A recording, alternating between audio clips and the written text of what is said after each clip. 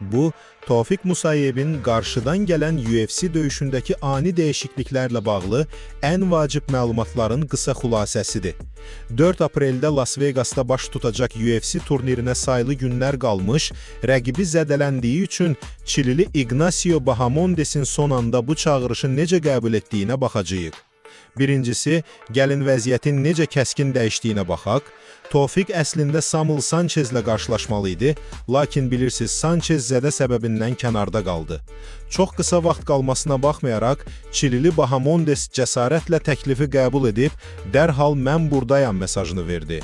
Musayevin isə bu gözlənilməz vəziyyətə reaksiyası sadəcə möhtəşəmdir. Rəqib dəyişdi, məqsəd yox. İkincisi, burada çox maraqlı bir tarixi detal var. Bu, Bahamondes üçün Azərbaycanlılara qarşı heç də ilk sınaq deyil. O, sonuncu dəfə 21 iyun 2025-ci ildə məhz Bakıda digər döyüşçümüz Rafael Fiziyevlə üz-üzə gəlmiş və hakimlərin qərarı ilə məğlub olmuşdu. Yəni, bir növ onun bizimkilərlə yarımçıq qalmış hesabı var da deyə bilərik. Nəhayət, unutmayaq ki, bu, Tofiq Musayevin dünyanın ən güclü MMA liqası olan UFC-də cəmi ikinci sınağıdır.